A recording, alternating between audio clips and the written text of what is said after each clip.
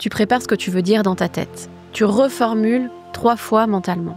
Tu écoutes les autres parler et tu penses. C'est pas idiot ce que je pense, mais bon, peut-être que c'est pas assez pertinent. Ils ont certainement déjà pensé à ça. Alors tu te tais et la réunion se termine. Et là, tu t'en veux, tu rumines, tu rejoues la scène, tu t'imagines ce que tu aurais pu dire et surtout, tu te demandes ce qui cloche chez toi. Si tu es hypersensible, ce scénario, tu le vis peut-être chaque semaine.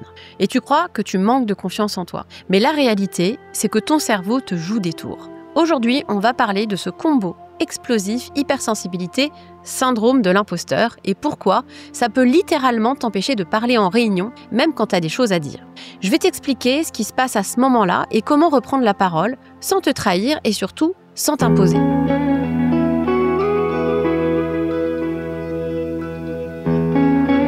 Bienvenue dans Sensible mais pas fragile, le podcast des hypersensibles qui veulent s'affirmer sans s'épuiser et faire de leur fonctionnement un atout dans leur vie professionnelle.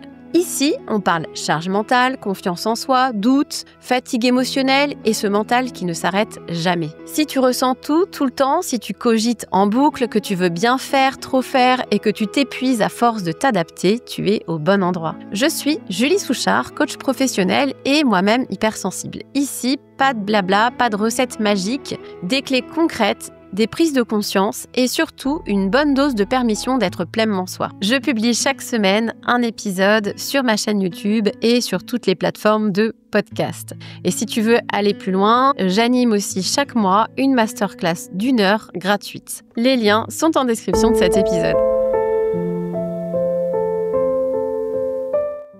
Alors pourquoi c'est si difficile de prendre la parole quand on est hypersensible ? C'est pas juste une question de timidité, c'est une mécanique bien plus fine, bien plus profonde. Quand tu es hypersensible, ton cerveau capte tout. Les regards, les silences, les non-dits, les émotions, le ton d'un collègue, une remarque mal placée, ton propre état de fatigue. Résultat, tu es en hyperanalyse permanente. Tu ne t'écoutes pas, tu écoutes tout. Et tu veux dire le truc juste au bon moment, dans le bon ton, sans que personne ne le prenne mal. Et ça, ça bloque. Alors pourquoi le syndrome de l'imposteur touche autant les personnes hypersensibles ? Parce qu'en fait, ton cerveau, il analyse tout le temps. Donc quand tu es hypersensible, tu vois plus vite ce qui pourrait être amélioré, ce qui te manque encore, ce que les autres vont peut-être penser. En fait, tu as une forme de lucidité extrême qui te pousse à douter de toi, même quand tu es compétente.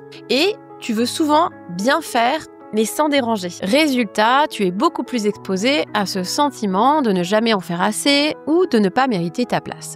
Tu remets en question ce que tu sais, tu relativises ce que tu fais bien et tu ne te sens jamais prête. Et ça, c'est pas une faiblesse, c'est juste l'effet secondaire d'un mental affûté, sensible et ultra exigeant. Mais si tu ne sais pas le canaliser, il t'enferme dans ce doute. Ajoute à ça le fameux syndrome de l'imposteur et tu obtiens une belle cacophonie intérieure. Est-ce que j'ai vraiment ma place ici ? Ils vont me juger ? Je vais dire un truc inutile ? C'est sûrement évident, je vais passer pour une cruche ? Tu n'es pas muette, tu es surchargée. Ton cerveau, il veut tellement bien faire qu'il finit par ne rien dire. Et l'absurde là-dedans, c'est que les autres ne te perçoivent souvent comme quelqu'un de discret, d'effacé, alors que toi, à l'intérieur, ça bouillonne. Alors, qu'est-ce qui se passe à ce moment-là dans ta tête ? C'est pas un bug, c'est un mécanisme de protection. Ton système nerveux repère un risque, celui d'être jugé, incompris, d'être rejeté. Donc, il va bloquer l'action. Il te fait douter, il te pousse à remettre à plus tard, à laisser passer ton tour.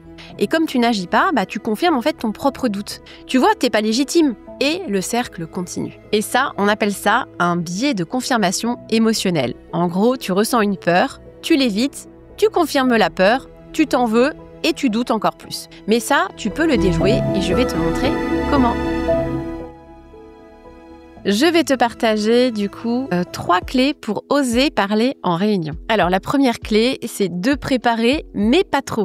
Quand tu prépares trop, en fait, tu vas te bloquer. Et quand tu prépares pas, tu vas paniquer.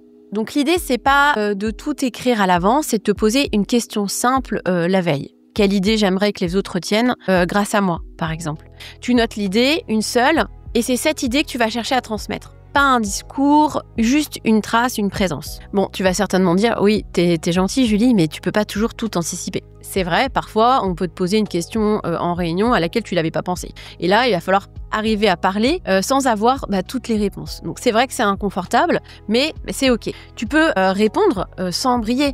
Tu peux même dire « c'est une bonne question, je prends un moment pour y réfléchir ».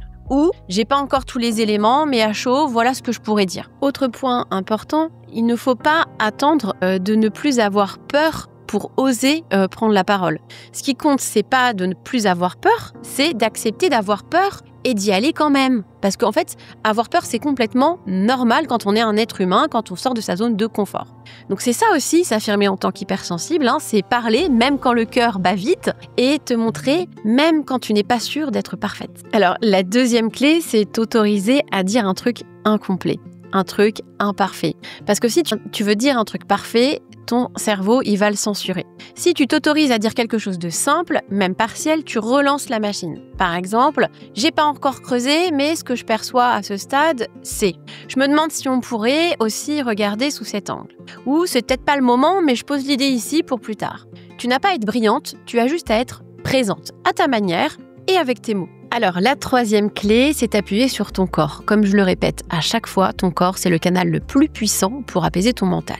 Donc, quand ton mental s'emballe, reviens à ton corps. Ancre tes pieds dans le sol avant la réunion. Respire lentement. Avant de parler, tu peux prendre une micro-pause de 2 secondes. Et pourquoi ? Parce qu'en fait, ton système nerveux, il va comprendre « je suis là, j'ai le droit, je suis en sécurité ». Tu ne parles plus pour être à la hauteur, tu parles juste parce que tu es là. Point. Alors tu vas peut-être me dire, écoute Julie, t'es gentille, tout ça je le sais déjà, mais pourtant j'y arrive toujours pas. Et oui, peut-être que tu sais déjà ce qu'il faudrait faire, mais pourtant ça bloque. T'as peut-être lu même plein de bouquins, suivi des formations, pris des notes, mais dans la vraie vie, dès que t'es en réunion, ton cœur s'emballe et tu bloques. Et tu te dis certainement à ce moment-là que tu manques de volonté. Mais non, ce qui te manque, ce n'est pas de la motivation. C'est un cadre sécurisant avec du soutien, du recul, de la régularité, des outils concrets adaptés à ton fonctionnement. Et c'est exactement moi ce que je te propose dans mon programme. On y travaille en profondeur. La confiance, la vraie confiance, la capacité à prendre de la hauteur sur ses pensées, sans se laisser happer, l'apaisement du mental et de l'émotionnel, une meilleure connaissance de soi et surtout l'affirmation de soi au travail sans te suradapter. Parce que tu peux être hypersensible et solide, tu peux douter et avancer, tu peux être pleinement toi dans ta posture professionnelle. Et si tu veux qu'on en parle ensemble, tu peux prendre rendez-vous avec moi via le lien en description. Tu l'as compris, tu ne manques pas de courage. Tu n'as pas besoin d'être plus assertive ou de prendre plus de place. Tu as juste besoin de comprendre comment ton mental hypersensible fonctionne et comment remettre du soutien là où il n'y a que pression et doute. Parler en réunion, c'est pas forcément s'imposer, c'est laisser une trace de toi dans l'espace collectif. Et ça, t'en es capable, même avec le cœur qui bat plus vite. Si cet épisode t'a aidé, t'a parlé, t'a fait du bien, eh bien tu peux m'aider à le faire vivre en t'abonnant, en laissant une note, un commentaire, un petit avis ou en le partageant. Merci pour ton écoute et rappelle-toi, être sensible, ce n'est pas être fragile.